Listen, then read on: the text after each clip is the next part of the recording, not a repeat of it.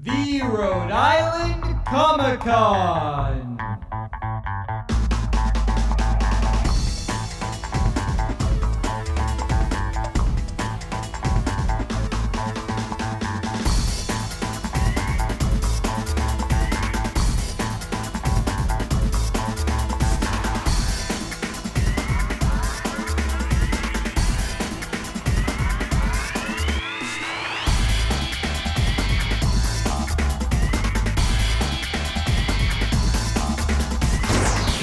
Welcome to the 2013 Rhode Island Comic Con. My name is David Ciccariella. We're going to take an adventure inside the Rhode Island Comic Con, talk to special guests, people dressed in costume, and see some amazing things. Let's go.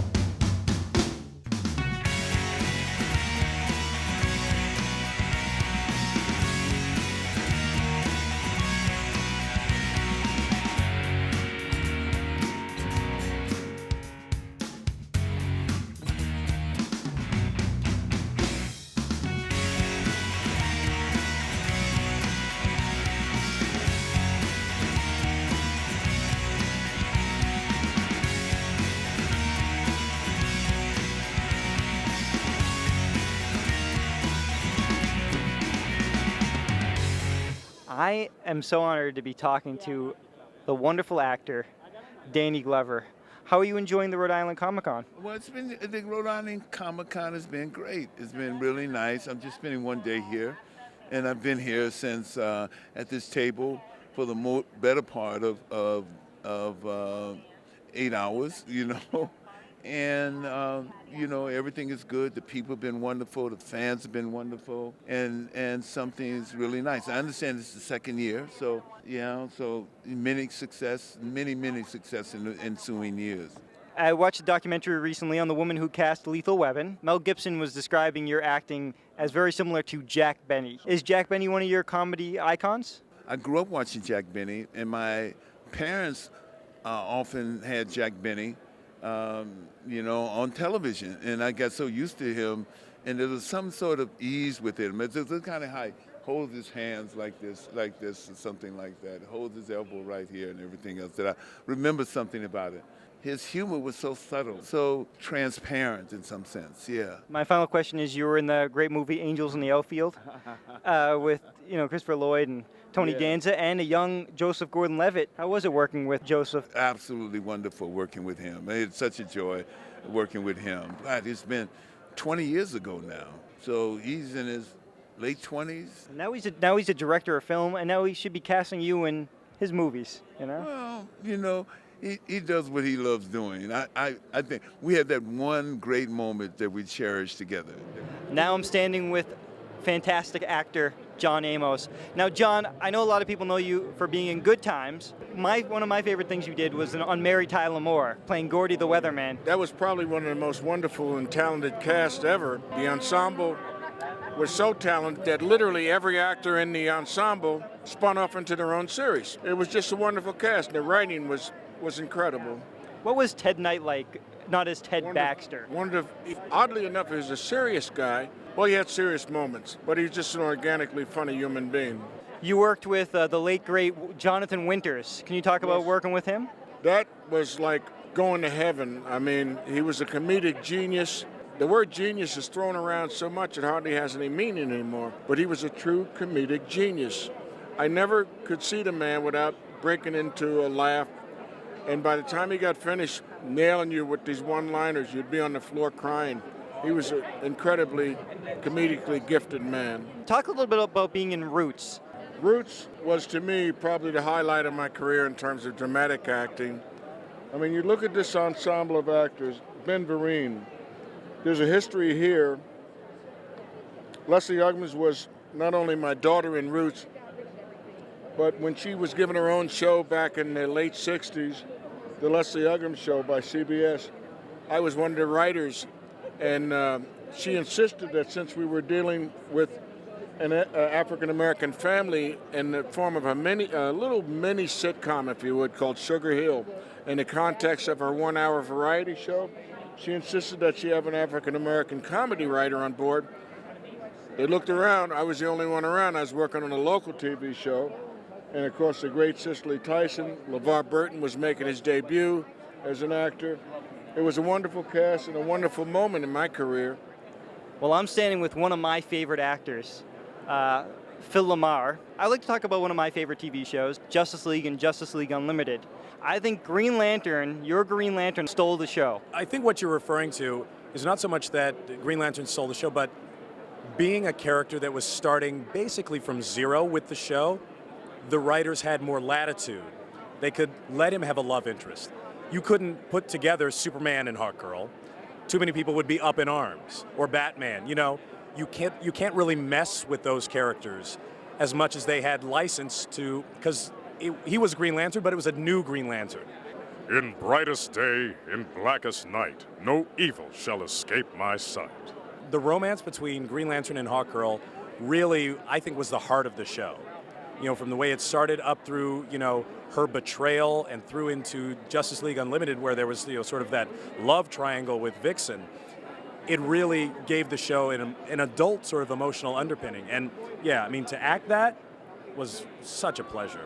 Not only Green Lantern, but you were Steel, Stars and Stripes. Unlimited, you know, started out as Justice League, where it was originally just the 7 of us. Yeah. And it was great because we sort of got to, you know, get a sense of ourselves as a group, and before it, you know, exploded into, you know, 30-something. In those last season, the 7 of us almost rarely worked together. You know, George Newbern, Kevin Conroy, Maria Canals, Susan Eisenberg, Carl Lumley, Michael Rosenbaum.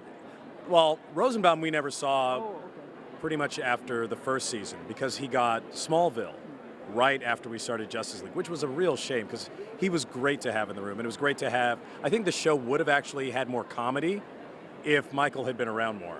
Because Green Lantern and Flash kind of had a double act. You were more the straight man to Rosenbaum. Yeah, and we sort of, I think, missed that energy, that interplay between Flash and Green Lantern, because it's really hard to write comedy when you can't hear the characters playing off each other. So I think the writers wound up writing less than they would have otherwise. The late, great Dwayne McDuffie wrote many great episodes of Justice League Unlimited. Could you talk a little bit about working with Dwayne? Well, I was really fortunate to work with Dwayne on Justice League and on the character he created, Static Shock. We did that animated show first, and we even got to cross them over. And I got to know him personally, and just a brilliant, brilliant man as a person and as a writer. And it was rare to find somebody that good who cared that much and could deliver in so many different mediums. I'm standing with C. Thomas Howell. Great pleasure to talk to you. Thank you. And how are you enjoying the Rhode Island Comic-Con? It's been great. People are very cool. It's a great venue down here at the convention center. There's plenty of space, but there's still a ton of people, which is not overwhelming. You now have a kind of superhero history behind you because now you've just been in Justice League Flashpoint movie. So I started out in Spider-Man. I was, you know, a Marvel guy, but I'm a traitor now because now I'm a DC guy, and I had to go and, you know, voice the Reverse Flash. So I had a lot of fun doing that. It's a really good movie. Yeah. You're not a traitor. You picked great roles, and playing Professor Zoom, the Reverse Flash, was great. How did you work with the whole cast? Well, we go individually. Okay. We go individually. They just do us one at a time. That's how they do most animated pieces. So you're just sort of locked in a room and doing it by yourself. But I had a great time, and now I'm a big fan. So now I'm standing with Patrick Shea, and you brought some. What did you bring? Just tell me. What we have here is a replica DeLorean time machine. It's based on the first movie up until the very end of the first movie. It has very, very accurate, screen accurate working props. As you can see, there's a flux capacitor, there's time circuits. All of the props in the back on the engine are all accurate. And we also have a very, very nice replica of Marty McFly, and that is a copy of the movie poster. That replica is very scary. Yeah, well, don't look It's at his like eyes. They'll follow you as you walk by. Yeah, people get kind of creeped out, but it's a really good deal. And so what did you find? How long did it take you to put this all together? Well, the car, actually, we bought the car in 1995. We drove it to various car shows and other places like that, and every time we went to a show, people would ask, where's the flux capacitor? Where's Marty? Where's Doc? And, you know, after about 20 years of that, we decided, you know what? let's bring it to them. And so a few years ago, we decided to actually replicate the time machine. So we found actually a person who has done a few time machines and contacted him. We had the car shipped out to him. I went out and worked on it with him and was able to become intimate with the cars and know how things went together and how things work and everything like that. So that's what we have. Fantastic. And next to it, let's go over here. Next to the DeLorean, the Back to the Future car, as it were, what's the significance of this car? Well, fans of the movie will recognize this as the Libyan terrorists' Volkswagen bus. In part one, you'll remember that Doc Brown had stolen plutonium from the Libyans, and the Libyans were in search of Doc. So the significance of the bus is that this was what they were driving when they found Doc, and they chased Marty around the parking lot of the mall in a Volkswagen bus, which is an exact replica of that. Same year, same colors, same Libyans. Wow, they must have been really cheap to get. Not really, but nothing's cheap. No, exactly. And so how long did that take you to put together? The bus took about 6 months or so. It was a much simpler process, of course, than the DeLorean was. It was a nice bus. We found it in Arkansas, had it shipped out to our home in Massachusetts, and I brought it, and I actually did some minor body work and painted it and put the sunroof and ended up putting an engine in it because it needed an engine. But it kind of came along very, very nicely, and we really enjoy bringing it to shows. And what do you do for these shows? You bring the cars, and what else do you have for the people? Yeah, so what we do is we allow people to have their picture taken with the car, with the bus, with both, hold of some of our props, and all the money that we take in, not just profit, all the money that we take in goes to Team Fox, which is Michael J. Fox's Parkinson's Research Foundation. So we try to do a good show and have a nice donation for them, and it's just our little part in trying to help find the cure for Parkinson's. Do you have a website or anything where people can reach you? Yes, thanks. We have a website. It's www.88mph-timemachine.com. Well, I'm sitting with Simon Fisher-Becker. Most American audiences know you for being Dorium in Doctor Who. Yes. How much did you enjoy playing in Doctor Who? Well, I'm a fan of Doctor Who, and I go right the way back to William Hartnell. So, and as a kid, I wanted to play the Master, right? But I've been given the next best thing, Dorian Moldover, and it is a bit scary at times because you're meeting your heroes as well. But it's absolute fun. And the best thing is that Stephen Moffat's written a brilliant character that's caught the imagination of the fans, and it's the fans that want to see me back. So. Hello, fans. How long did it take you to get into the blue makeup? Not long at all. I mean, they allowed 2 hours, but it didn't take 2 hours at all. And they shave the head and then cover me in blue. That's all it is. Now, what effect I really liked was your character's head got lobbed off and you were in a box. Yeah. How did they do that trickery? Well, it was trickery, really. It was sort of a mixture of green screen and other trickery things as well. They filmed the plinth that you see separately, and then they got a big box for me to sit in, and I stuck my head out, and then the big box is covered in green, and then they put Dorian's box on top. It was just me and Matt Smith for 2 days. It was brilliant, because Matt is a very cheeky soul. He's quite a shy person until he gets to know you, but then when he gets to know you, he has this twinkle in his eye that makes you laugh. So it was a wonderful experience. Your character ended it perfectly, saying the words. I know. When I read the script, I did momentarily go, because I knew the words were going to be so iconic, but not as iconic as they become. I mean, if I had a penny for every time a fan-based project used those lines, I could easily retire. It's all still waiting for you. The fields of Trenzalore, the fall of the 11th, and the question. The first question that must never be answered. Hidden in plain sight. The question you've been running from all your life. Doctor Who. Doctor Who. Doctor Who.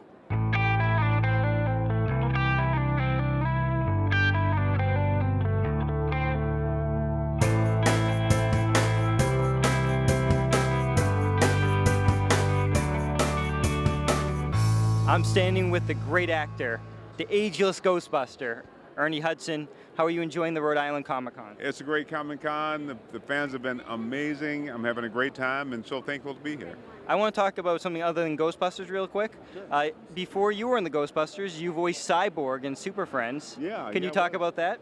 It was just great. It's always great to work. I mean, I've done a few animated series. I did the Super Friends and did Transformers Prime, and I just work a lot, so it's just great. And finally, how was working with Leslie Nielsen and Mr. Magoo? I love Leslie. It was a lot of fun working with him. He's a very, very funny man. Well, thank you so much. I know you're very busy, and I'm glad you're enjoying the con. Thank you so much. Thank you. Well, now I'm honored to be standing with William Forsythe. And very quick, one of my favorite roles that you were in was Flat Top in Dick Tracy. Could you tell us a little bit how you got cast in the role and how you enjoyed that experience? Yeah, actually, Warren Beatty, kind of whatever reason, sent out word for me, and I went down and I met Warren and basically spent about 3 weeks, 4 weeks, where Warren courted me. He sent the car for me, East Coast, West Coast, and he wanted me to play the part, so he went after me, and that's how that one happened. Because I remember watching as a kid and being frightened by your portrayal as Flat Top. The most imaginative character in Dick Tracy history, absolutely, with this makeup kit and all his disguises and everything. Yeah, we didn't quite cover that in the movie, but it was definitely a side of Flat Top, so. Right. Yeah. They did a great job. Thank you, brother. Tell us about any current projects you're working on. I just finished playing Jake LaMotta. It should be coming out sometime in the next, 4 or 5 months. It's a movie called The Bronx Bull, and it's really a continuation of Jake's life. I play him from about age 32 to 73. Oh, wow. And it's pretty good. Great cast, and hopefully we'll see a great film.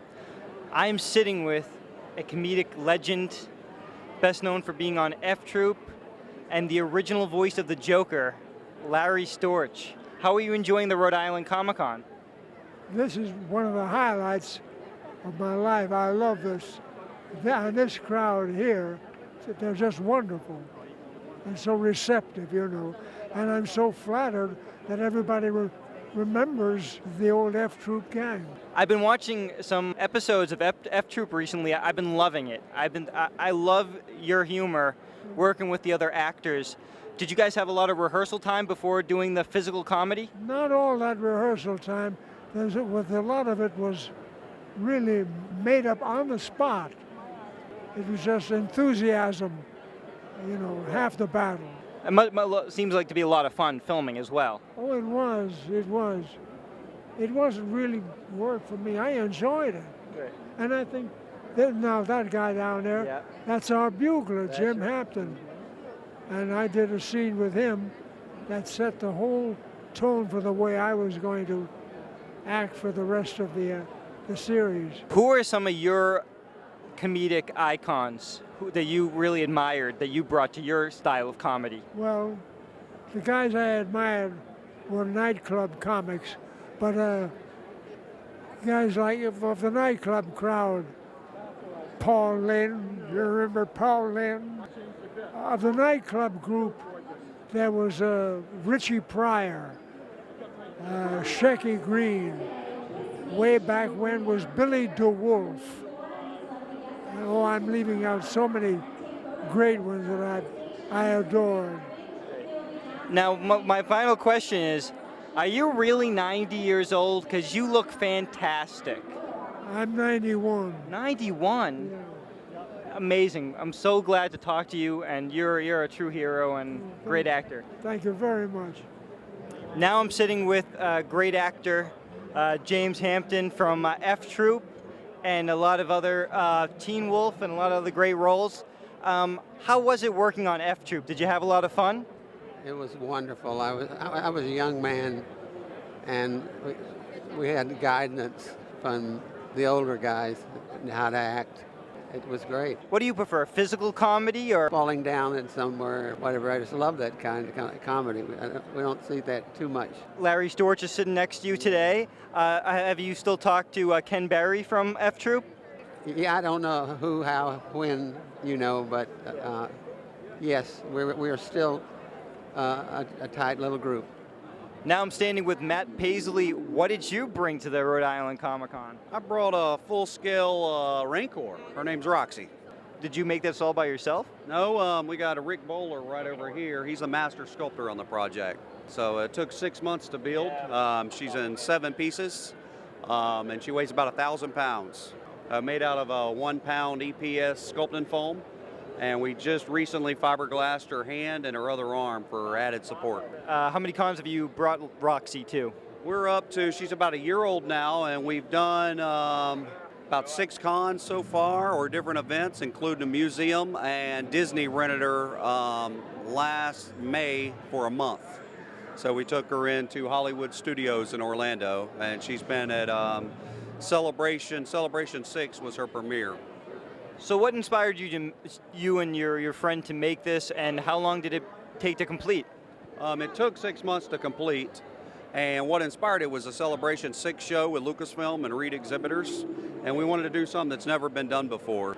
I'm sitting with Sarah Douglas from Superman 1 and Superman 2 as the Kryptonian Ursa. How was working with Christopher Reeve? It was like working with Clark Kent. He was polite, charming, couldn't have been nicer. Ordinary, regular guy. Not the Superman, but just a nice, regular guy. It was a pleasure to know him. Now you've done a lot of voiceover work. In Batman Beyond, you were with the Queen. You recently did Doctor Who Adventures. How's that going into the voiceover realm? Well, I did a lot of animated in LA, which I thoroughly enjoy. I last year did a series called Green Lantern, which I was hoping was going to continue. Sadly, from my understanding, the movie didn't do as well as they'd hoped. Consequently, merchandising didn't do so well. Consequently, the animated series got shelved because I was really enjoying that character on that. And I think it's a skilled thing. Many people think, oh, you just go in there and read lines. You have to be a very excellent actor or actress to do that. Yeah, I find the action stuff quite bizarre. Certainly on Superman, I had to do a lot of oofs and that sort of stuff, which is very bizarre, out of the blue. So it keeps me on my toes, and I'm happy to have the work. You must have been thrilled to be asked back on Superman the cartoon. I was delighted. I was even more delighted to see that my character had a very nipped-in waist and was blonde, which is something I've never been. So yeah, I'm always thrilled to be asked to do anything. When doing voiceover roles, especially on the shows that you just mentioned, Green Lantern, do you prefer working with the group? Are you in the whole cast recording? Yeah, I prefer working with the group. That's what makes it fun. Green Lantern, we were all there, and we were all sparking off each other. I find being in a separate sound booth not as easy, or not as much fun. I'm sitting with Jack O'Halloran, and you are Non in Superman 1 and Superman 2. How are you enjoying the Rhode Island Comic Con? Very much. It's really a very, very lively show. I'm glad to be here. But I lived in Rhode Island, and Boston's like home, so, this is nice to come home. Could you talk a little bit about how you got cast in the Superman films? I was doing a picture with Gene Hackman called March or Die, and he said, come over to London, Donna wants to meet you. And so I went over to London, and we sat down, and everything worked out very well. Great. And I read that, I'm not sure if this is true or not, but it was your idea to make Non mute? Yeah, because Jackie Gleason did a picture called Gigo, and he was the deaf-dumb mute. So I love the idea of doing something with facial and body expressions, And somebody had to relate to the children in this movie, so I did it like a child learning how to walk and talk, Oh, that's amazing. And how was working with the late, great Christopher Reeve? Well, it was terrific. I mean, we were, all of us, Sarah, everybody, when you work together for a couple of years, you become like family, And what are you currently doing? Are you doing any films? 3 films in line. I wrote a book called Family Legacy, which we're getting ready to film. We're just ready to purchase a studio, Culver City Studios, and I write and I produce, so I'm doing a lot of stuff. Well, I'm standing with James Tolkan, and he's kind of best known being in Back to the Future films, but I know you from being in one of my favorite Woody Allen films, Love and Death. Oh, yes. Could you tell me a little bit about working with Mr. Allen? Oh, Woody Allen. Well, I play Napoleon in that. And Woody Allen, who I think is brilliant, but he's kind of a brilliant little schmuck. And we did this film in Paris, and I don't think that much of him, except I think he is brilliant, but he's not a very nice guy. Did you rehearse a lot? Because you had there's one comedy bit that I really liked. It was with you, Woody, and Diane Keaton, and you guys did like a bit where you're, doing double talk and things like that. Yeah, but no rehearsal. Just, set it up, monkey around, and go shoot it, Wow. Yeah. Oh, yeah. That was really good. I mean, I liked it. But he was funny. Woody Allen was funny when I'm supposed to be dead at some time on the floor after being shot, and I'm laughing there because he's talking about all these bad things, all these really bad things, and on top of that he says, I'm getting a herpy right here. Could you talk a little bit about working on Dick Tracy as Numbers, I believe you were? Yeah, well, the Warren Beatty is an old friend of mine. We studied together in New York with Stella Adler many years ago, and so when he did that show, he wanted me to be in it, so he asked me to play Numbers, which was, again, a little character, and I really enjoy. He's a very classy guy, Warren Beatty.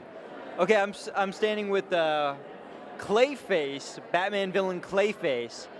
And yet in a weird parallel universe, he's actually friends with the Golden Age, the original Iron Man. But in reality, they're Greg and what? What's your name? Joe. What? Joe. Greg and Joe. Wow. So they're actually actual human beings in these fantastic costumes. So Joe, how long did it take to make this outfit? About 10 months. Around 10 months, wow. And what is this made out of? EVA foam, spray foam, a lot of paint. And why did you decide to make Clayface? He's always been one of my favorite Batman villains, and I wanted to do Bruce Timm's design from the animated series. So. And you nailed it. And it's hard because you really can't, lift anything with that arm, right? No, it's kind of just there. Right. And that's the arm he uses to attack Batman. Yes. Yes. Okay, now let's move over to your friend here, Tony Stark, Iron Man. What made you decide to dress like Tony, Iron Man? Well, it's Iron Man. It's 50th anniversary of the first appearance, and nobody'd ever done this armor. I can tell. What is this made out of? It's EVA foam for the body, and it's a custom fiberglass helmet. And what I really like is that symbol glows, like it should. And it's doing pretty well. It's been glowing since 10 o'clock, and the batteries aren't dead yet. Wow. And so you picked Iron Man. You're in this great outfit. And how long did it take you to put on you this morning? Oh, probably 40 minutes. 40 minutes. Wow, that's a really long time. So let's get another good look at the two of them. They can stand together. And you guys are in the costume contest coming up? Awesome. You guys have a really good chance of winning because you don't really see too many Clayfaces and Golden Age Iron Man. Thanks a lot, guys. Appreciate it.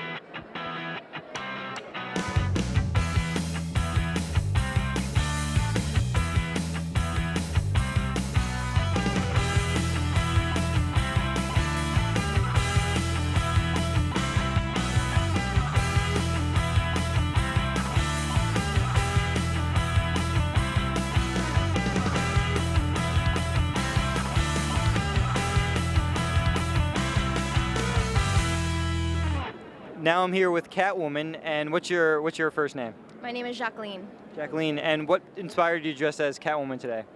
Julie Newmar has been my idol since I was 5 years old. That was the first show I ever watched, was Batman. And I remember the first time I saw her, I just thought, oh my God, she's gorgeous, she's funny, I want to be just like her. So I'm dressing like my childhood idol. Plus, I heard that Julie Newmar was going to be here today, so. Did you have a chance to talk to her? It was amazing. She gave me makeup tips. She did. She gave me makeup tips. She blotted my nose for me because it was a little shiny.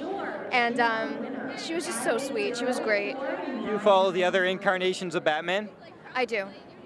How did you feel about the Anne Hathaway's Catwoman? As an actress, I thought she did a very adequate job. I think she did like 85% of it, like she nailed it. But I really, really liked that character because it was the closest and most faithful adaptation of that character to the comics. Like, you know what I mean? It was very, very faithful. And she did an adequate job, but I love that version of the character. You love Julie Newmar's version. I have to say Michelle Pfeiffer is my #1 favorite Catwoman. Newmar is very, very, very close second. Do you dress like different versions of Catwoman, or basically Julie? I was the Dark Knight Rises last year, Catwoman, and this is my first time doing this one. So you're very connected to the Catwoman character. I have a tattoo of her. And how are you enjoying the Rhode Island Comic Con? I love it. This is actually my first con, so this is great. This is great. I was here yesterday. I dressed as Alex from A Clockwork Orange, and yeah, it was great. It was a great day. This is really fun. Now I'm standing with Batman. Batman, I see you all over the place. How is that? Justice has to be served everywhere. Justice has to be served everywhere. Wow. What are you sitting on right now? One of my arsenals called the Bat Pod.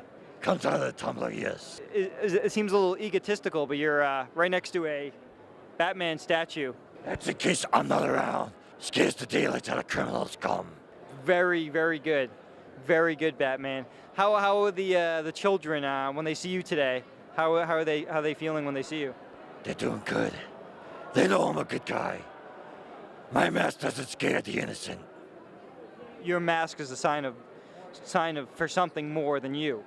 It's a symbol. Symbol, right. Well, thank you as always, Batman, for talking to me, and I hope you have a great rest of the con. Thank you very much. You too. Stay safe. Now I'm standing with one of my favorite superheroes. Not many people know his name, but I do. He is Booster Gold. The greatest superhero you've never heard of until now. And you're from the future. Yes, I am. So you know the outcome of everything. Yeah, sure, we'll go with that. Do you get often confused for Green Lantern? Sadly, yes. Do you see any green in this outfit at all? No. No, none at all. I'm not the Green Lantern. This is a Justice League, Legion of Heroes, Legion of Superheroes. Wow, totally screwed that one up. Well, you are Booster Gold, so I don't expect you to know the correct terminology. Hey, what does that mean? You're more the comical relief guy. No, I am a true superhero. Now you have a little buddy. Yes. I have a buddy. My buddy's the cameraman. Your little buddy is Skeets. Yes. Look at Skeets. Okay. Now Skeets. He is my helper and my best friend. What is besides Ted Cord, Blue Beetle? There's a new gold standard in crime fighting. A savior that's come all the way from the future to show you how it's done. It's Booster Gold! That's my buddy. That's my introduction. Now I'm standing with Riddle, and you're dressed as the Wasp. I'm the Wasp from the Avengers in her modern version. She should have been in the Avengers, not Black Widow. Most people recognize you from the Heroes of Cosplay. How is it working on that show? It was a lot of fun, it was basically doing what I normally do, just being videotaped so everyone could catch all my mistakes. So, it can be a humbling experience, but what's really exciting is since the show got aired, a lot of people have come up to me and said, thanks to the show, my family wants to cosplay, my little girl wants to cosplay, and that was the biggest hope I had for the show, was just introducing cosplay to the mainstream audience, so maybe people would understand the amount of work that goes in. That's not as simple as just buying something and putting it on. Some people spend hundreds and hundreds of hours creating an outfit of a character that they love a lot. So, I think it was somewhat successful. Now, I know you make all your outfits. How do you feel about people who kind of just buy from the store? Oh, I have no problem with that because I still struggle at sewing, and even then I will buy something from the store and tear it apart as a pattern, or I go to get help a lot of times from my friends with patterns. So let's say you're an amazing prop maker but you can't sew, there's nothing to say you can't go to somebody who sews and do a trade. My biggest thing is if you have a vision in mind of what you want or the way you see the character you want to be, there's nothing wrong with outsourcing, because if you think about a movie, they don't get one person to do the job, they find the best people for the job.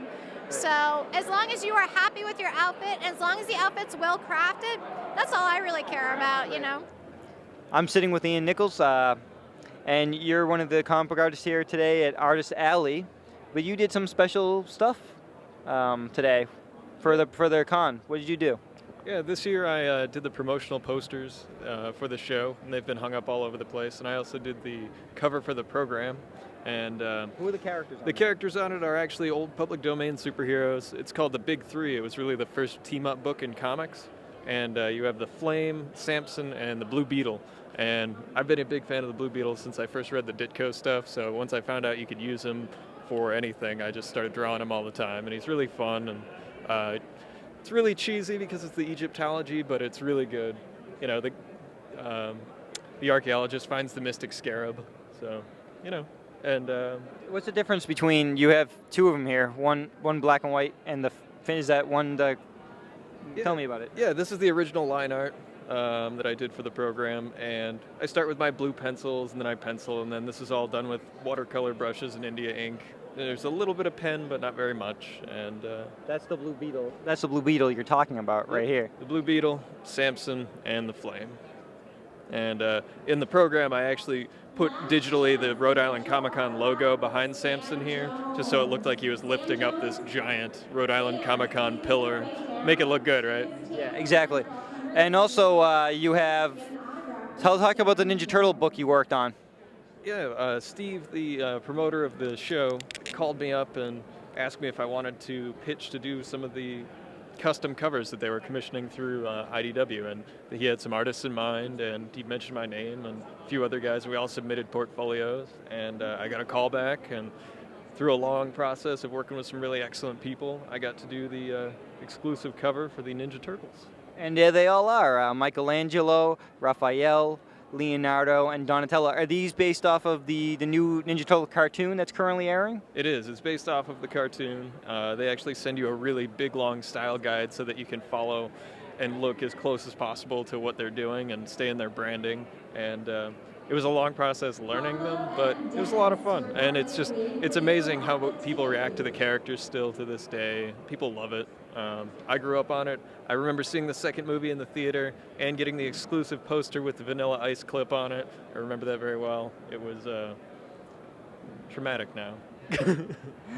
You also have some pieces here, which I was lucky to obtain from your table. Let's show some of these. They're going to be in my possession anyway. I wanted you to draw classic Green Arrow in his Silver Age appearance with a goatee. And the boxing glove arrow.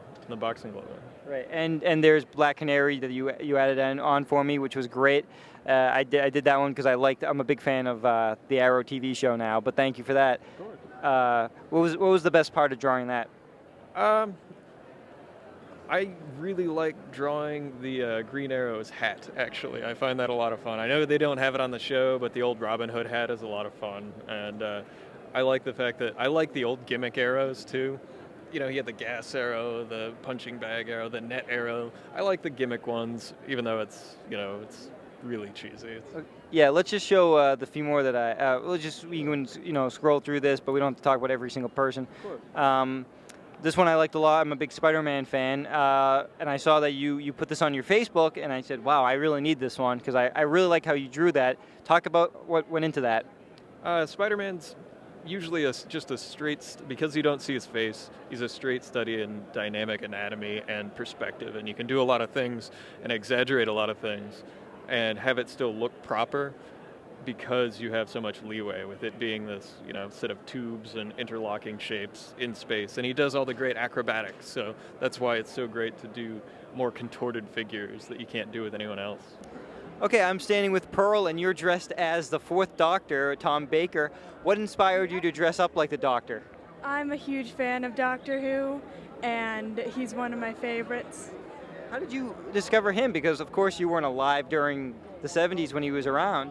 I first discovered David Tennant on YouTube, and then I loved all the episodes so much, I decided to go back and watch all the older ones. Great. And then Tom Baker became your favorite after you watched the old ones? Yes. Cool. And did you make the scarf yourself? No, I bought the scarf, but I sewed the shirt, and I pretty much got it. That's really cool because it's cool when females dress like the male Doctor. Yeah, that's really fun. And are you excited about the 50th anniversary of Doctor Who? I'm so excited, I can't wait. Jason David Frank. We're here at Rhode Island Comic Con. We're having a great time. Yeah!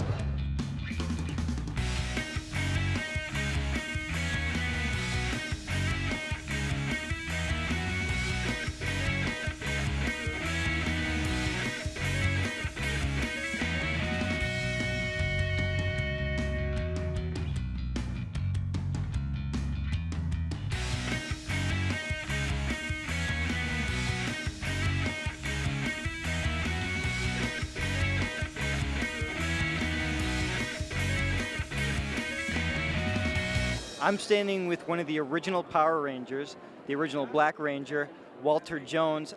Now this is the second annual Rhode Island Comic Con, and the second year you're here. It is. Yeah, I'm having a great time once again. Right. And now more of the Power Rangers alum are here tonight. How does it feel? Yeah, no, it's great to have all my my cohorts and my peers with me. You know, all the voiceover artists and the different Rangers from different casts, and you know, Paul and Jason Narvi. I mean, it's awesome to have everybody here, and it's like a reunion. So, love that. Everybody loves a reunion. It's the 20th anniversary. Can you believe that it's been 20 years? Now, when you did it, it probably was just a job, but now it must mean so much to you when all these fans come up to you. Yeah, I feel really blessed, I'll use that word, to have been so positive in so many people's lives. I mean, you know, the comments I get from people is, you were my childhood, or you inspired me to be this, or that, or you helped me to overcome my fear, or you helped me to become more socialized with a diverse community. I mean, all these different kinds of things are all positive, and to be a part of that is amazing. Did you have either favorite episode or favorite monster? I thought Eye Guy was pretty interesting. He had a lot of eyes everywhere. It's kind of interesting, the eye. He could always see you, know, wherever you were. Right. He could probably see us now. Right, exactly. Is he here? No. Did you invite him to the party? I didn't see him, no. Okay, just checking. Paul Schreier and Jason Narvi, Bulk and Skull from the Mighty Morphin Power Rangers. Now, there's a lot of great comedy duos over the years. Who inspired you? Was it Laurel and Hardy? Was that a big inspiration? Sure. Yeah. Those, you know, I feel like Laurel and Hardy are pretty far below me. Well, how so do you mean? I just mean they're pretty far below me. I understand that completely. Yeah, I mean, for comedy duos. and Skipper. Yeah, I mean, yeah. Abbott Costello. Abbott Costello. I mean, the Three Stooges is... Amos and Andy. You no. were to say Abbott Costello. I did. I was going to go for Lou... He's leaving. Oh, and I'm losing. Oh. You okay? I'm okay. Let's try that one again. Hold on, let me get a little. You got a little. You're a little shiny. Thank you. Okay, you're good. Thank you. Martin and Lewis. Very nicely done. Thank you. It only took me 10 minutes. Tinkle, tinkle. You guys are so great together. Have you ever thought about being on stage doing The Odd Couple? Maybe Felix and Oscar? Oh, The Odd Couple. Actually, no. No, we have not. No, but we've done a few other things. We did Mice and Men a couple times. Yeah, guess which one was Lenny. Guess which one is hugging the bunnies a little too tightly. Now, my favorite was Paulie looking out over the ocean, looking out over to see the future, and at the very last minute, as I'm bringing that gun up to the back of his head, Paulie looking out to see the ocean and going.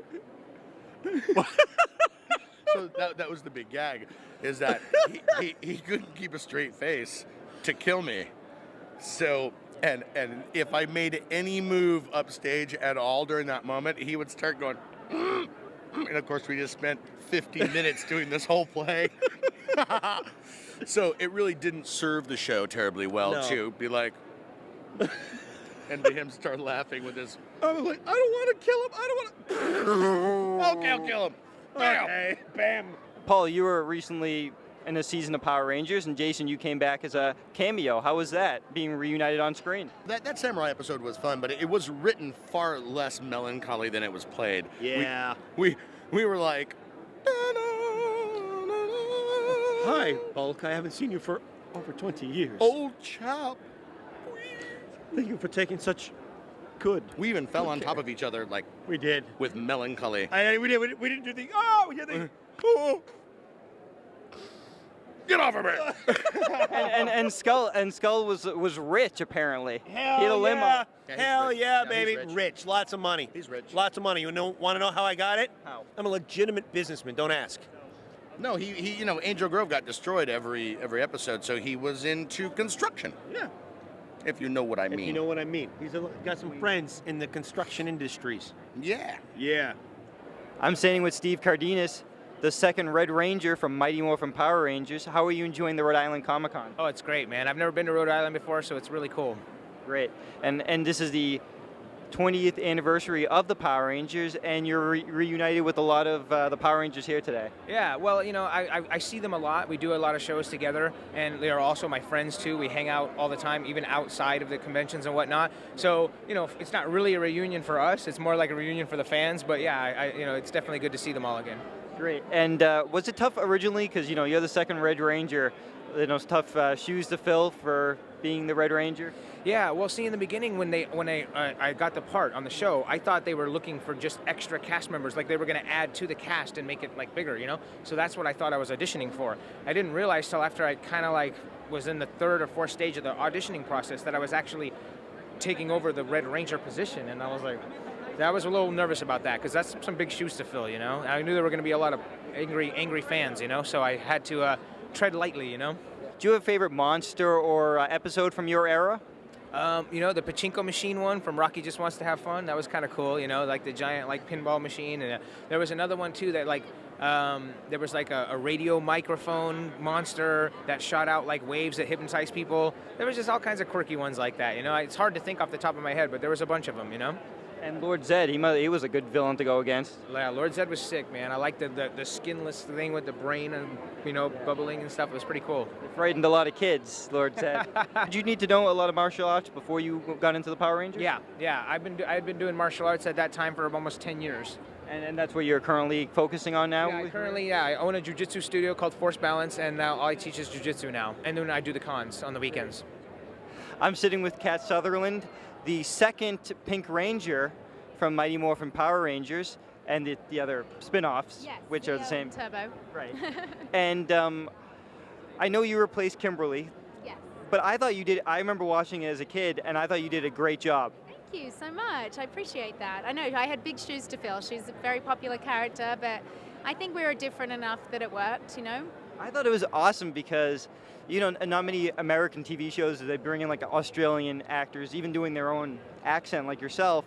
So for me as a kid watching, I'm like, oh, an Australian, that's cool. Well, I'm glad you liked it because I've heard people say they didn't understand what I was saying sometimes. So I had to change some of my pronunciations occasionally. I used to get teased by some of my cast members about that. Now, there was a season, I believe you were in this season, please correct me if you weren't, that you guys were turned into little kids. Oh, yes. Why did that happen? They were giving us a break, actually. Giving us a chance to have a holiday because we'd been working so much. So they wrote that in, and that's when they had the Aqua Rangers, I think they were called. So yeah, it was just a good storyline to give it a little bit of a break in the season, and they were trying to bridge between Mighty Morphin to Zeo. So they had to figure out a link into that. And did you, for the time you were on the show, did you have a favorite monster or a favorite episode? Yes, I love Lord Zed and Rita, all of those ones from Mighty Morphin. And then actually I really liked Ivan Ooze from the first movie. I didn't work in the first movie, but I thought he was great. Originally your character started out as a woman who turned from a cat to a woman. I loved coming onto the show with that storyline, the cat. I thought that was really fun to be evil and play that. And then I thought they really did a nice job transitioning my character from that to the Pink Ranger. And it was, I thought that was a shame when they decided to change the cast every season because the fans got attached to us, and I think maybe that was their plan, was so that the fans wouldn't get so attached to the people. They were more attached to the colors. I don't know, but I liked that. I thought it made everyone could identify with each of us, you know? What do you think the moral is for the Power Rangers? Be true to yourself, always choose to do the right thing, you know, and be strong, be brave, stick together, be a team. I'm sitting with Barbara Goodson, the voice of Rita Repulsa and the Mighty Morphin Power Rangers. Can you believe it's been 20 years? No! You want me to break you the microphone? No! That's Rita right there. Everybody should remember Rita Repulsa. It's not 20 years. I don't look a day over 10,000. Now, when you were doing the voice, you had to be dubbing over the actors, correct? Yes. That's a skill. That's a big skill that a lot of actors can't do. Yes, but if you look at the dubbing for Rita, some of the fun of it was pretty bad dubbing because Machiko Soga, who played Rita and did a fabulous job, the original Rita in Japanese, had a very big mouth, and you had to make it match. And the words to keep the storyline going may not have matched too well. So part of it was a little bit not so great. And there were so many different storylines and very little footage. So over and over again, you'd see the same mouth flaps with different things being said. So that was one of the less skillful dubbing jobs I ever did. Since you were only dubbing over the voice, did you record with the other actors, like Robert Axelrod and the others? No, we were in the studio separately, but he'd be off in the corner, and then I'd do some stuff, and he'd do some stuff, and give each other breaks. We had when we did the Universal show, that's when we were all around for like 8 hours doing the voice, and that was grueling, very grueling. When did you eventually meet the cast of the Power Rangers? Because obviously they weren't on set with you. Right from the beginning, they would, we would do stuff in the studio because they would have to do some, it's called ADR, audio dialogue revision, or stuff in the recording studio to fix, if there was an airplane that went over, they'd have to do their lines again. So we would see them popping in, or, they'd be recording in Valencia. We would be in the studio, and they'd say, Walter has to come in and fix a line, and we'd say, hey, and we'd go to the same parties, when we had the Power Ranger parties. I am sitting with Robert Axelrod, best known for being the voice of Lord Zed in the Power Rangers and Finster in the Power Rangers. In my opinion, and I know a lot of people have told you this already probably, that your character, Lord Zed, is the best Power Ranger villain. How do you feel about that? That's a really nice compliment. I was at Dragon Con about a month and a half ago, and there were like 70,000 fans there, and they were all calling me the Darth Vader of our generation, which I feel is a really nice compliment. Ah, Power Rangers. Lord Zed, master of the universe here. Beware, I will destroy. Ha ha! I was talking to the voice of Rita yesterday, and she said that you guys didn't really work together too much. No, we didn't really, because they just bring us in one at a time to do our lines, do line after line after line after line. And when I'd have Zed and Finster to do, I would do Finster first, do line.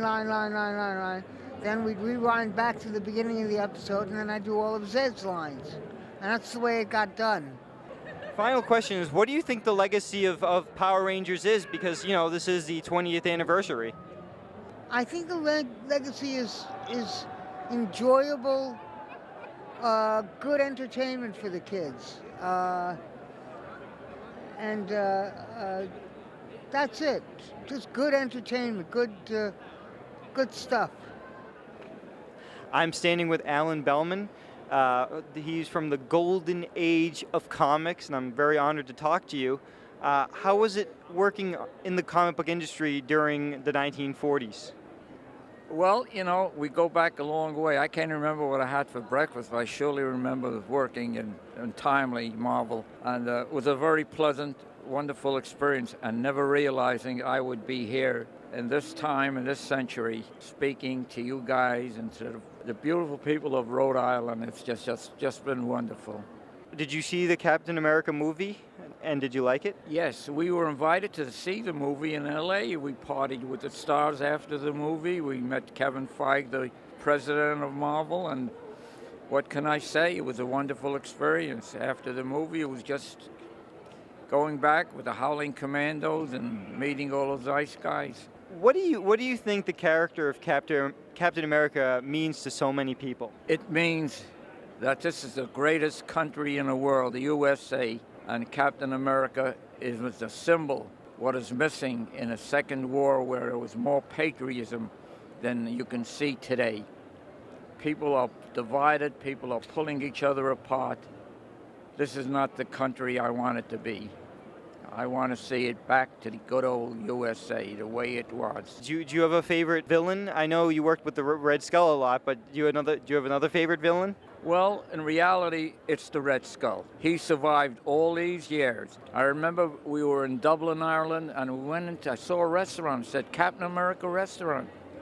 And there were plasters of Red Skull and Captain America all over the walls. It was beautiful. The comic books, when you worked on it, comic books weren't in the mainstream. You know, they were looked at as things that little kids would look at. Now everybody loves it. How do you feel? We were looked upon and frowned upon. Even the newspaper comic artists looked down at comic book artists. Today we're recognized as American art. I'm recognized, and this is such a dream come true for me.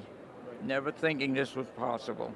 Thank you so much for talking to me. I really appreciate it. Pleasure is all mine. And may I say something before I close? Let us try to be nice to each other. We cannot be everyone's friend, but let's try. Cheers to you all. Bless you all. I'm standing with Tawny Katane, and I want to talk to you about being on Hercules. How was that for you? It was probably one of my favorite experiences. First of all, I got to live in New Zealand for a year, and when my character got killed off, because she has to die, people were in an uproar and sent letters to Warner Brothers, and they had to bring me back on. So yay, thank you guys. That was incredible. It was wonderful. And of course, how was working with Kevin Sorbo? Kevin is such a nice guy. He was, we had so much fun together. When a director yells cut and you see two actors not part but stay together and continue talking and laughing, you know you're having a good time, and that's what we did. Great. Also, I want to talk about, it's kind of a cult classic, is a cartoon you worked on, Eek the Cat. Eek the Cat, yes. I played Isabel. Yeah. Isabel. I weighed 900 pounds, I believe, in the cartoon. And that was a lot of fun, because every week we'd have another great guest star that would come on the show. Like William Shatner came on one time, Jason Priestley came in, and that was a lot of fun. Yeah, that was a great show. It was great because you didn't have to get dressed up, didn't have to do your hair, you didn't have to put on makeup. It was just your voice. I'm standing with Ken, and he's dressed as Stephen Amell's character, Arrow. You must be a huge fan of the show. Absolutely love it. I fell in love with the show from the pilot. Season 2 is just awesome, and I felt that I should represent the character. Were you a fan of Green Arrow before watching the show? I was always a fan of the Oliver Queen storyline, and then when they made Arrow and made it more modern, it just solidified my love for the Oliver Queen storyline. Now, did you make this costume yourself? I actually had someone tailor it for me, made it fit. Where did you get that bow and arrow set? Got this bow at Walmart. Spray painted it flat black, and it's doing its job. Have you tried firing the arrows out of the bow? The ones in my quiver right now that you can see on camera are actually super glued in, just in case security happened to give me a hard time. But now, I do eventually plan on making a few trick arrows to where I can do more action shots with it. All right, I'm standing with Batman and Superman. The big movie's coming out soon. Batman versus Superman, or Superman versus Batman. You guys seem like you're pretty close friends right now. Ultimately, we both have the same goals. We just have different ways of doing things. And our conflict of interest may cause some friction, but ultimately I think we're going to work together in the end. I'm really glad that you changed into your, from Man of Steel you had that new costume on, Kryptonian costume. You changed into your classic outfit tonight. That's right. This is my preferred suit, but I know I'll probably be wearing my Man of Steel suit in the new version of the movie. And Batman, how are you doing today? I catch any jokers? I see a Harley Quinn walking around. I'm letting her roam free today, just on her will. I'll transfer her to back to Arkham a little bit later, probably. Okay. Keep fighting crime, guys, and good luck.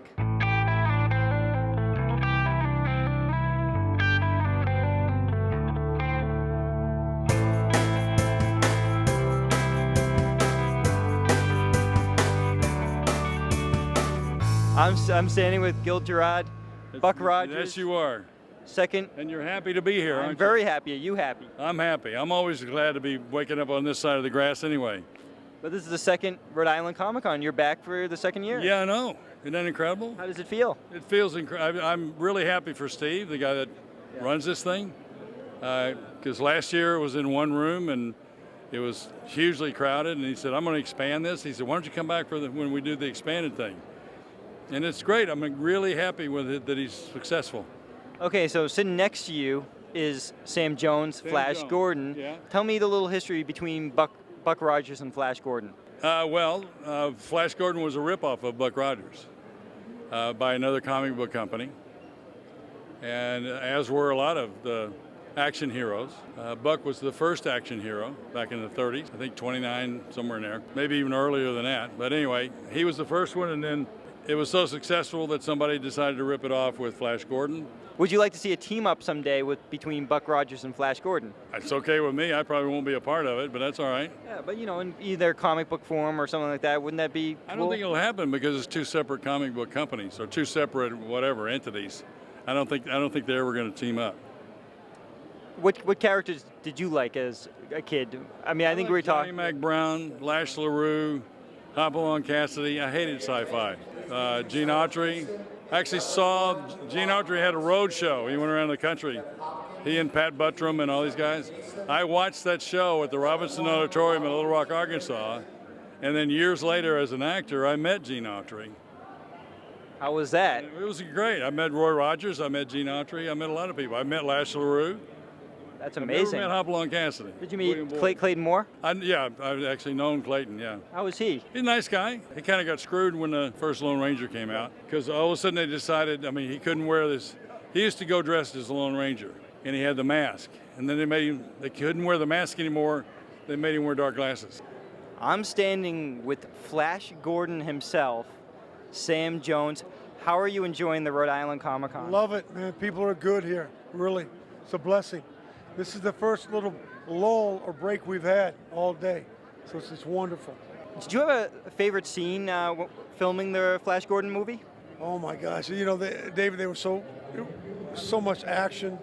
I think the rotating disc with Timothy, with the bullwhip, was pretty cool. Of course, the seduction scene with Ornella, Princess Aura on my lap, trying to do the mental telepathy with Del Arden was kind of unique. I asked the director if we could do a lot of retakes, and we did. Yes, it was wonderful. Great. And you also appeared on the short-lived reboot of the Flash Gordon TV show. Yeah, I played a character called Kreb, sort of a guy that lived in a dungeon for 20 years.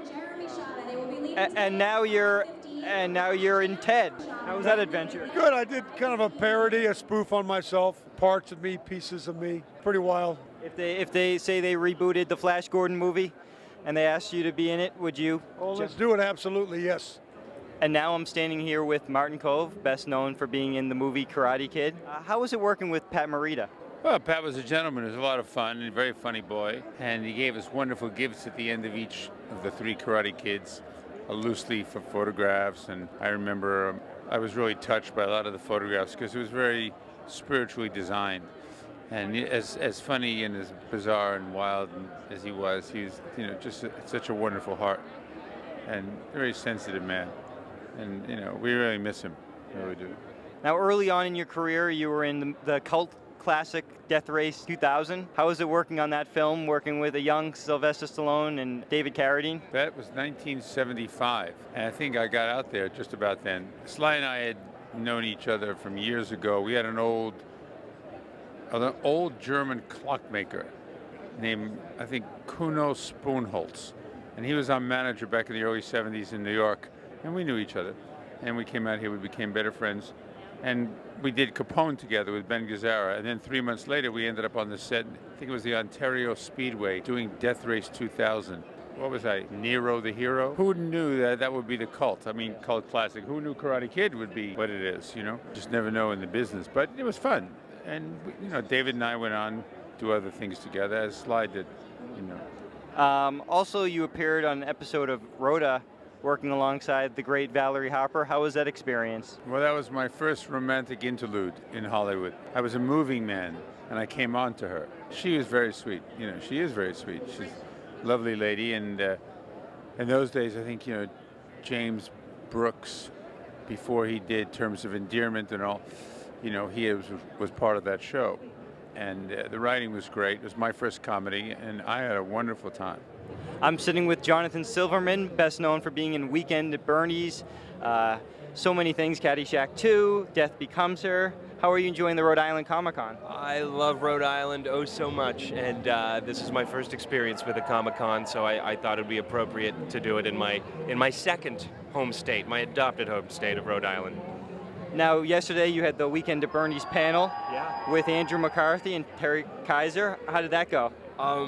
Who knew? This film that we made 25 years ago would still to this day have a following and be somewhat beloved and turn into a mini cult classic. But yeah, lo and behold, it's our silver anniversary of making that movie, and Rhode Island Comic-Con asked us to come out for a Weekend at Bernie's reunion. It's been a thrill. How was it being in the movie Death Becomes Her, working with Meryl Streep, Bruce Willis, and those actors? Yeah, that was a treat. Obviously, Meryl Streep is one of the finest actresses that has ever graced the planet. So to spend a few days working with her was beyond amazing, and Goldie Hawn, and very lucky to be in that one. Now, most recently, you were in, I guess, appeared in Hot in Cleveland. How was it working with Betty White? That was a treat, an absolute treat. What a joy! It's a show that my wife and I have been watching since the pilot episode aired years ago. So when they asked me to come on board and play a doctor on it who gives all the ladies Botox, I jumped at the chance, and that I had 2 one-on-one scenes with the legendary Betty White was such a thrill. Can you talk a little bit about the movie you did, I think, a year ago or so, called Incubus? Absolutely. Incubus was the first film that brought me here to Rhode Island. It was a picture that my pal Chad Verdi produced, and Glenn Ciano, who's here today, directed, and Joey Fatone and the great Robert Englund starred in. And I don't want to spoil it for those who haven't watched it yet. It's a wonderful film. Go see it. But to perhaps be murdered by the great Freddy Krueger, Robert Englund, is definitely on my bucket list. So it happened. I'm sitting with Catherine Mary Stewart, and from best known for being in Weekend at Bernie's and Night of the Comet. Now this is kind of a Weekend at Bernie's reunion. How are you enjoying it? I'm having the best time. None of us have seen each other since basically the movie. So that just adds to the enjoyment so much. And the fans have been incredible. You have a lot of fond memories filming that movie? I do. First of all, well, the beginning of it was actually shot in Manhattan, which was kind of fun because I'd never been to Manhattan. So I had a few adventures while we were shooting there, just being in Manhattan. But the rest of the time we were in North Carolina. It was supposed to be the Hamptons, but we shot in North Carolina. And it was just beautiful. I mean, I had a lot of time off, so I got to hang out at the beach and just kind of check everything out. But also, shooting with Andrew McCarthy and Jonathan Silverman and Terry Kaiser was a dream come true. And they haven't changed at all. They literally are the same. They look exactly the same. They're as nice as they were back then. This is the special Rhode Island Comic-Con exclusive. That's right. A friend of mine in Greece designed that. Wow. There's a shout out to Harris. And so I brought it along just in case anybody wanted some memorabilia from the show itself. Now, let's talk about, your other roles. What other role or other film, movie, or whatever did you do that you feel that should be more appreciated with fans? Well, I'm telling you, all the stuff that I've done, I have the best fans. I mean, they're so appreciative. Night of the Comet has an incredible following. The Last Starfighter was one of the original DGI special effects movies. I would say it can be categorized as the first DGI special effects movie. They were literally creating the programs when we were shooting this movie. All these movies were in the 80s. It was a simpler time in the 80s, and we had so much fun doing these things. And the great thing about these little movies is they have longevity. They have stories that, the audience can connect with. It's not just special effects and in-your-face action. There's actually stories involved and characters. Telling me earlier you have a Facebook page. I do. And here's a little ad, postcard for it. It's a postcard, but you could also, if you turn it around, there's the Facebook page. It's a fan page, and also my website, CatherineMaryStewart.com. I am on it every day. Everything's changing all the time. I love meeting new fans, so please, like my page and find out what's going on, because I'm busy. I'm doing lots and lots of stuff. I'm standing with director Glenn Ciano, and tell me about the movies you've worked on recently. I've been fortunate enough to work with some icons. Robert Englund, William Forsythe did a movie called Incubus. A demon wreaks havoc in a police station overnight, and there's some scores to settle. A lot of fun, kind of harken back to 80s style horror cinema. Fun characters.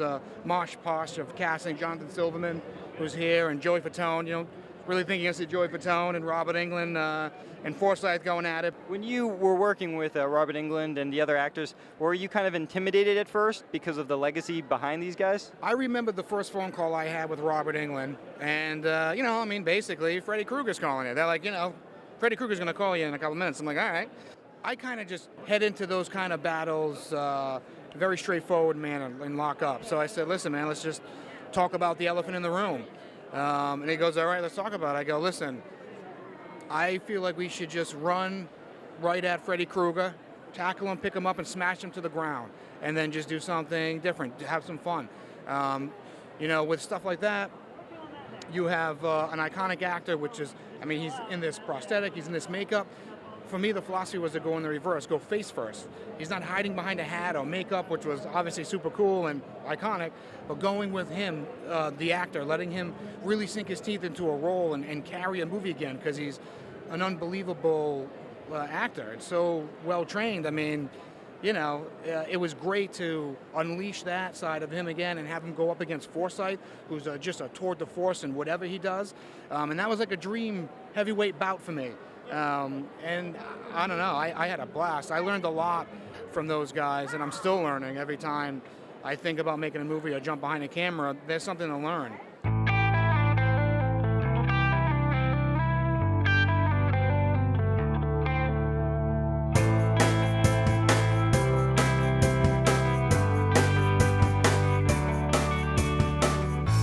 Okay, I'm standing with Steven Lanzilla, the founder and executive director of the Boston Area Toy Collectors Club. And you have, again, this is the second Rhode Island Comic-Con, and you have your own booth again. Yes. Thanks so much for stopping by. We're platinum sponsors of Rhode Island Comic-Con, proud to be. And yes, we were set up here last year, and because of the enthusiasm of the crowd, this year we expanded our space double-fold. If they were interested in Back to the Future, Batman, Star Wars, Star Trek, the Ghostbusters license, Doctor Who, you name it, we got it. And then many more I haven't even mentioned. Yes. Wow, that's great.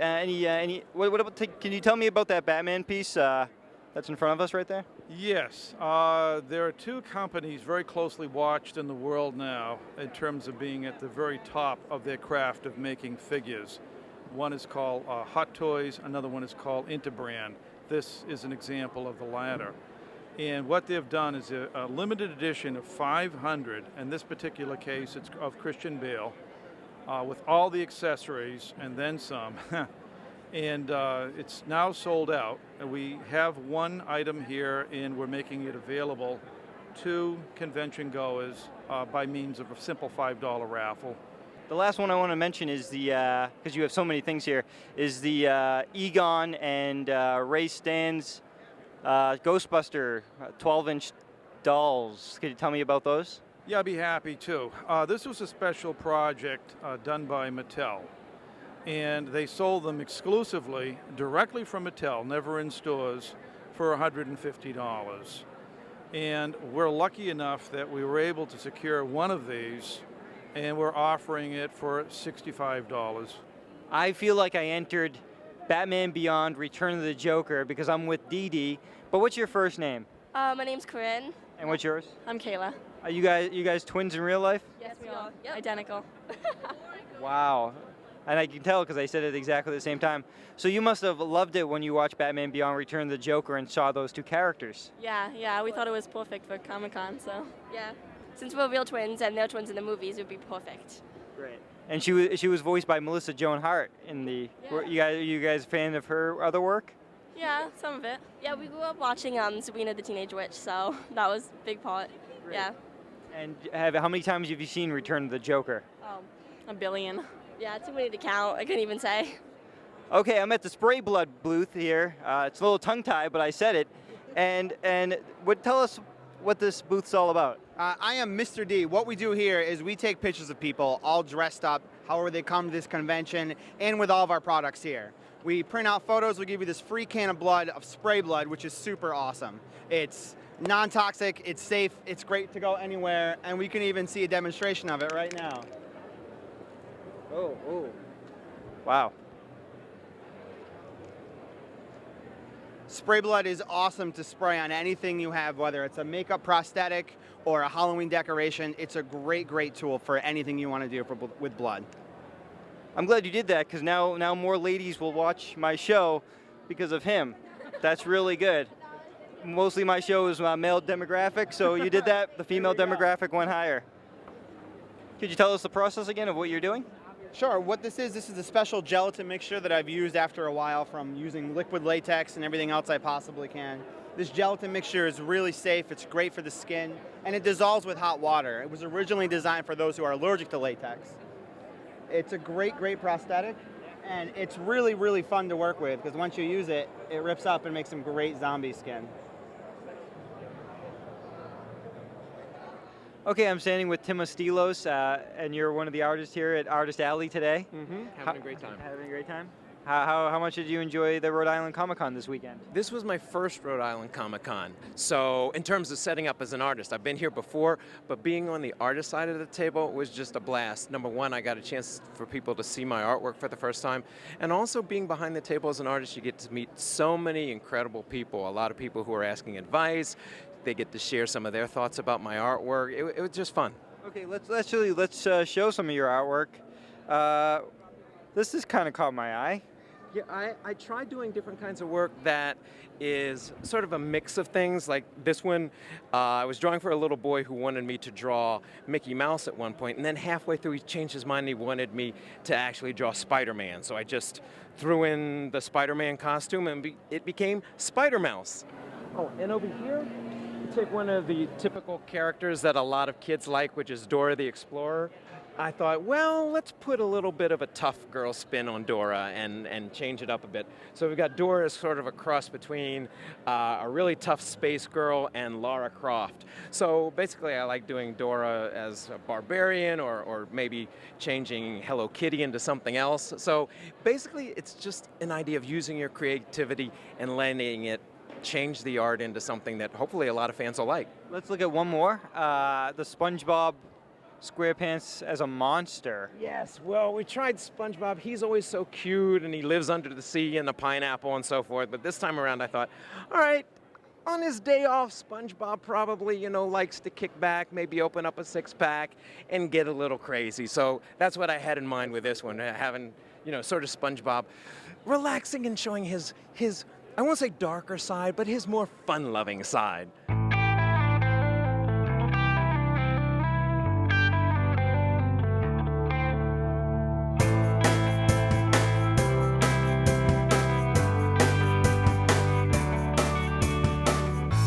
I'm sitting with Fred Grandinetti, and tell me what you do. What I do, I'm a freelance cartoonist and writer. I've written 5 books on Popeye the Sailor, this being one of them. Jack Mercer, who was the voice of Popeye for 45 years. He also wrote a lot of animated cartoons, really never got the credit he deserved in the animation industry, so I decided to do something about that. I also got him in the Guinness World Book of Records as the longest running voiceover actor. And I've also written books on Popeye's career in general, about 75 plus articles in various newspapers and magazines, Also, I've written articles on characters from popular culture like I Dream of Jeannie and Bozo the Clown and the original Batwoman. And you've been drawing for people today. Yes, I've been drawing Popeye and his friends to raise money for Operation Comics Relief. This is an organization that sends comic books to our troops that are deployed overseas. Okay, now I'm sitting with Danielle, and we're actually at the Phil LaMarr table. And tell us what your role is. I am volunteering today. This is actually my first Comic-Con, and I know one of the directors, and he got me involved. So I'm really excited to be here. What are you most excited to see at the convention? I really like the costumes. I really like everyone coming and dressing up. And how did you get assigned to work with Phil LaMarr today? Well, I've been assigned to different people throughout the day, but this is one of the people Frank actually put me with. Okay, I'm sitting with Chuck D. Clown. That's me. And That's you. That's Hi. me, yeah. Hi, how are you? I'm good. So you're a part of a the TV show? Chuckles and Laughs show. The Chuckles and Laughs show. Here's the thing. Look, here's the thing. For the Chuckles and Laughs show. This is a show that's on. Yeah. There you go. This is a show that's on the PBS. Is our boss. See? And what they run it. When did they run it, Nurse Misery? We're through Rhode Island Public Access, and we are on Monday nights at 10 p.m. statewide throughout Rhode Island. How about that? See? How about that? What do you guys do on the show? What type of stuff? What don't we do? I'll tell you what's going on. Recently, my brother has stolen a bunch of films from the old library. So these are really old films, see? And he's playing these movies.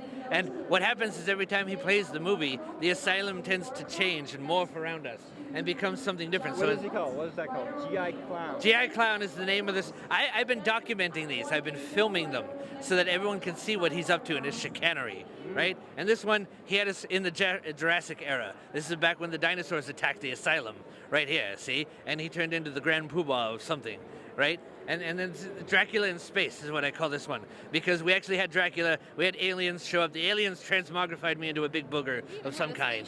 We even had a space shuttle in the asylum. It was there. Everything transforms around us. And all sorts of mayhem ensues. And there's old films being played, and there's chicanery, and it's a horror hosting show like none other.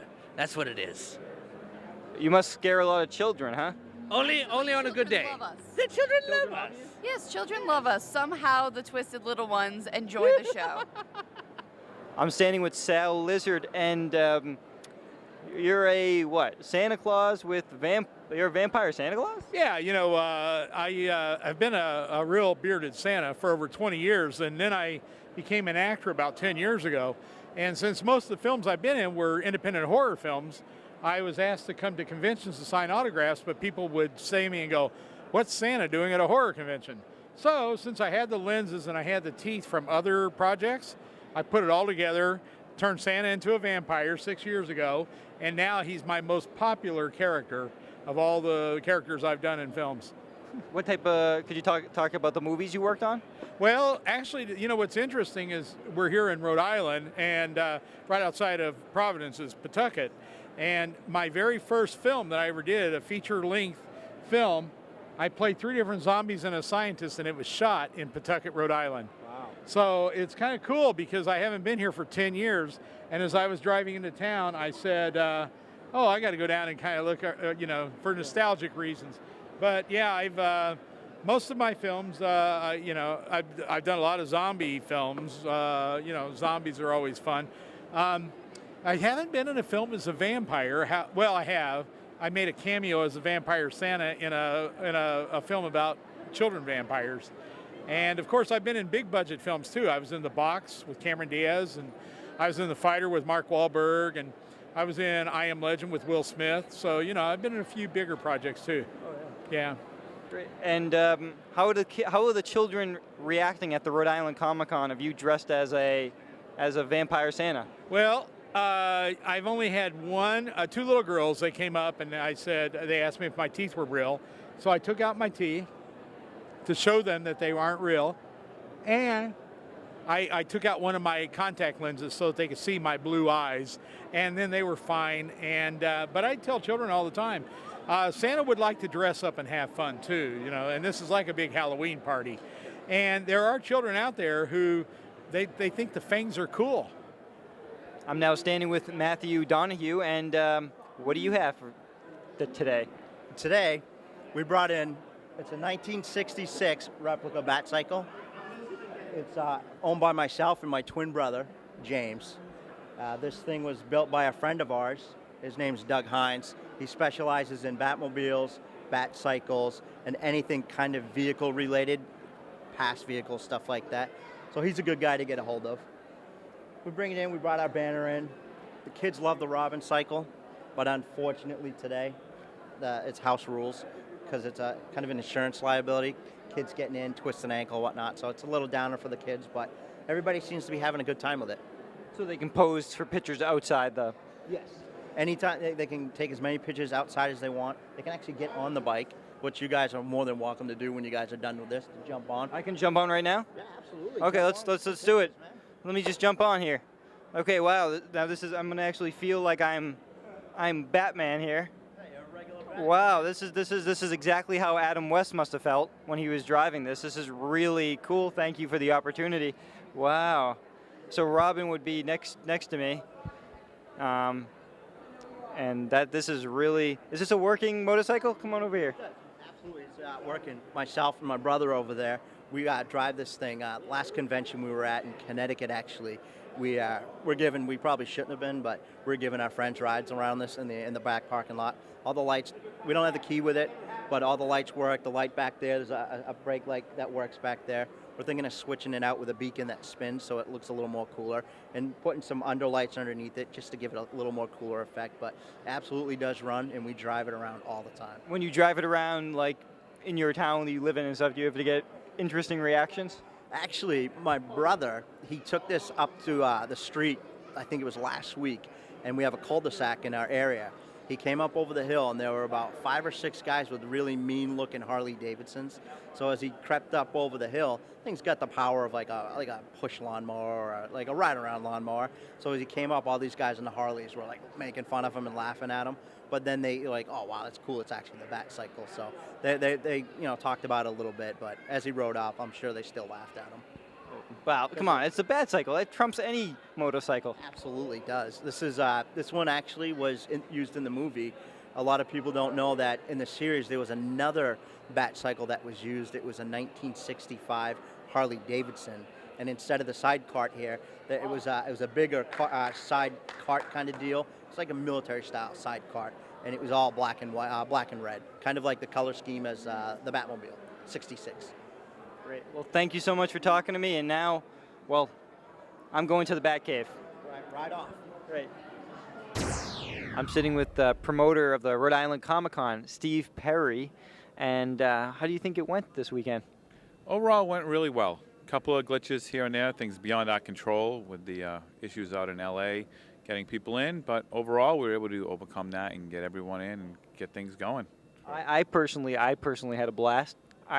Second year, but I think it's going to get better and better each year. Most definitely. Keeps getting better every year. I think we did probably about double the amount of people that we did last year, which is very good because we quadrupled the space from last year, which is working out very well. Earlier I saw you talking to Julie Newmar. How is it? Yeah, that must have been fun talking to her. Most definitely. It's always good talking to different people, especially somebody you admired or had a crush on forever, and meeting her in person is really great. And one of the highlights, I think, for the con was the 20th anniversary of the Power Rangers. You got a lot of Power Rangers together. That was a big treat for the fans. It most definitely was. We had every Power Ranger we could actually track down to get in here, and good guys, bad guys, everything like that. The fans really loved it. There were a lot of vehicles today at the con. You had the Ghostbusters car, Batcycle. That must have been really great to have even more vehicles than last year. Oh, it was great. We tried to bring as many movie vehicles as we can. The only bad side is they won't let me drive them. We saw the Batmobile drive out earlier. That was really cool. We had 2 Batmobiles here this year. We had the 66 and the 89, and the Batboat, and a couple of Bat bikes, and Bat Pod. Pretty good turnout for cars. Well, thank you so much for, again, inviting us back. We had a blast. I know I did, and I can't wait to see the future of the Rhode Island Comic-Con.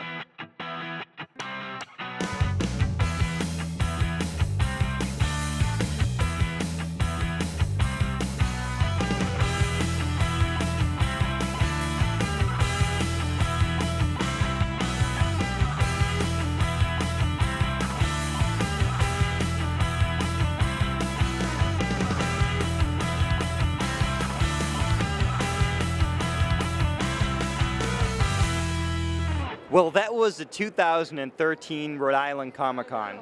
And as you can tell, it was a huge success with all the people that attended and the great special guests. My name is David Ciccariella. Thanks for watching.